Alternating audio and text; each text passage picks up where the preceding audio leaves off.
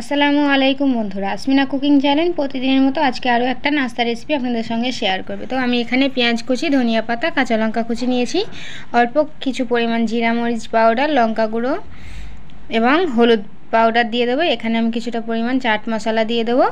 এবারে একটা আলু সিদ্ধ করে রেখেছিলাম, সিদ্ধ করে মেখে রেখেছিলাম, সেই আলুটা দিয়ে ভালো করে আমি এখানে একটা ছোট পাত্রের একটা পাত্র ভর্তি করে বেসন নিয়েছি। আপনারা চাইলে চালের গুঁড়ো নিতে পারেন, আমি চালের গুঁড়ির পরিবর্তে বেসন নিয়েছি। এবারে আমি এখানে ম্যাগি মশলা দিয়ে দেবো, দিয়ে আর হাফ কাপ ময়দা দিয়ে ভালো করে ফেটে নেব, নিয়ে একটা ব্যাটার তৈরি করে নেব।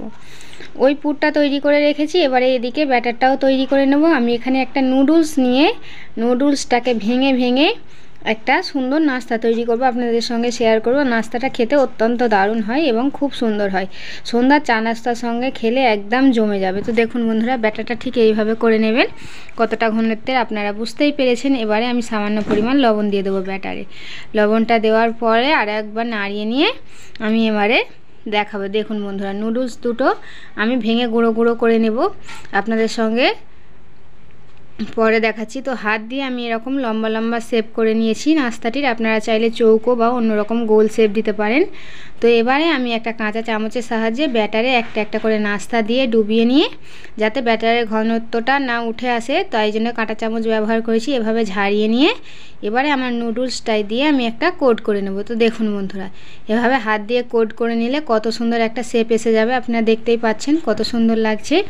একটা একটা করে আমি নাস্তা কটা তৈরি করে নিয়েছি। এবারে তেল গরম করতে দিয়েছিলাম আছে, তো নাস্তাগুলো দিয়ে এপিট ওপিট করে লাল লাল করে ভালো করে ভেজে নেব। তো দেখুন বন্ধুরা, কত সুন্দর লাগছে ভাজতে, ঠিক কত সুন্দর দেখতে, তার থেকেও দারুণ নাস্তাটা খেতে। গরম গরম বাচ্চাদের সসের সঙ্গে দিতে পারেন, আপনারাও খেয়ে দেখবেন, খুব সুন্দর হবে।